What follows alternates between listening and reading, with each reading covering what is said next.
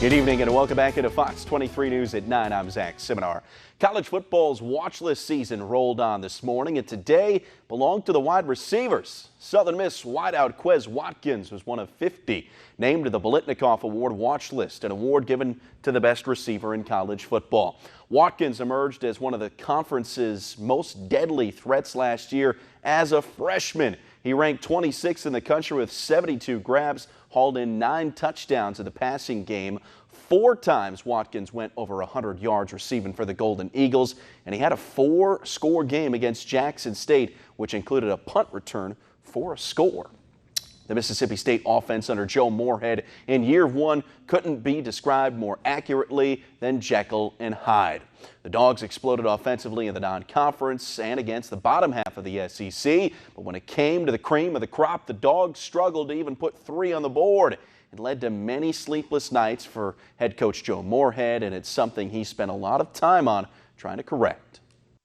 You know, the 4, and, you know, I wake up in a cold sweat and it makes me want to puke thinking about those 4 games of how we performed offensively, you know, didn't do well. We got to work on being consistent. That's what we've been preaching to one another. It's our second year in the offense. Everybody's confident. Our coaches are more playmakers, I feel like, and it's going to be a huge year for us offensively. We need to improve the efficiency and explosiveness of our pass game. And I think that all of it ties together, not just doing the whats, but the hows and the whys. And I think year 2 in the system offensively will help our guys do that.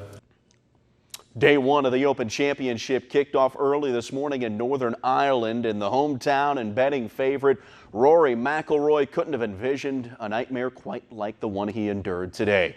It started with a quadruple bogey on the very first hole and ended with a triple bogey on 18 to put the Northern Ireland native in a hole that he quite simply might not be able to dig himself out of. McIlroy finished 8 over 79 for the round, and the course wasn't any nicer to one Tiger Woods. He was clearly hampered by poor weather conditions and a back that was bothering him. Woods shot a 78 for the day, his 3rd worst round in a major. The duo now looks not only to be out of contention, but in a poor position just to make the cut. So we can talk about the bottom feeders like Woods, who's in a tie for 144th, or McIlroy, who's in a tie for 150th, or even the American David Duval, who shot a 20 over 91 today. Or we can talk about the leaders, the American J.B. Holmes pacing the field through 1 round of play. Another American, Webb Simpson, is in contention in a tie for 3rd, while Brooks Koepka and Tony Finau are also a part of that 13-way tie for 3rd through day 1. Yeah, look, it was obviously a disappointing day. You know, I didn't put it in the fairway enough to play. You know, that I kept saying that in the press conference yesterday. You need to put the ball in the fairway here if you want to do well, and I didn't do that. I didn't really do much out there today. You know, I hit a lot of missed shots. They were all left. Wasn't hitting it solid. Everything was off the heel, and I'm just not moving as well as I'd like. And unfortunately, you got to be able to move, and especially under these conditions. You know, I hit it great. You know, I didn't miss too many shots. When I did, I missed them in the right spot.